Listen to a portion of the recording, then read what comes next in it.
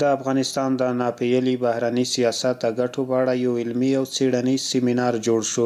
د علومو اکاډمۍ د سیمهییزو څېړنو په مرکز کې د اسلامي امارت د بېلابېلو ادارو مسؤلینو او پوهانو په همدې موضوع په جوړ شوي سیمینار کې د نړۍ د هیوادونو ترمنځ د مثبتو او ښو اړیکو د ارزښت په اړه خبرې او ویناوې وکړې. دا د اسلام د ټولو احکامو خلاصه ده او دا د انسان د فطرت تقاضا ده هم ده. انسان د نورو انسانانو کومک ته محتاج دی. په کلی کې انسانان یو تر بل سره محتاج دي، قومونه یو تر بل سره محتاج دي، دارنګه هیوادونه یو تر بل سره محتاج دي. افغانستان اسلامی امارت بهرنی سیاست د افغانستان د معنوي ارزښتونو او ملي ګټو په محور څرخي.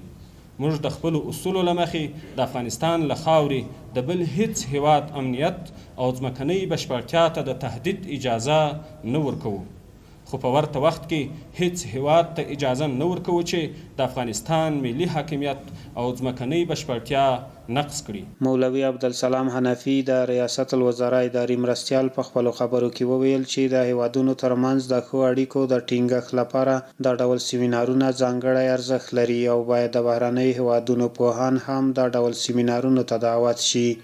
محققین از کشورهای همسایه و بیرون نیز دعوت شوند درباره موضوعات مهم و مختلف اظهار نظر بکنند، تحقیقات صورت بگیرد.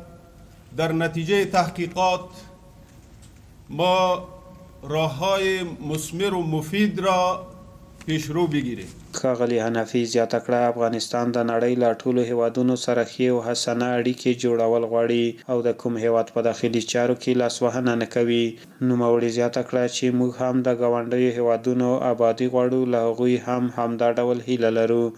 امارت اسلامی افغانستان با همه همسایه‌ها روابط خوب و حسنه می‌خواهد و به امورات داخلی آنها هیچ گونه مداخله نمی کند و همچنان با همه کشورهای منطقه و فرامنطقه بر اساس احترام و تعامل متقابل روابط نیک و حسنه می خواهیم و از آنها هم می خواهیم که به امورات داخلی ما مداخله نکنند.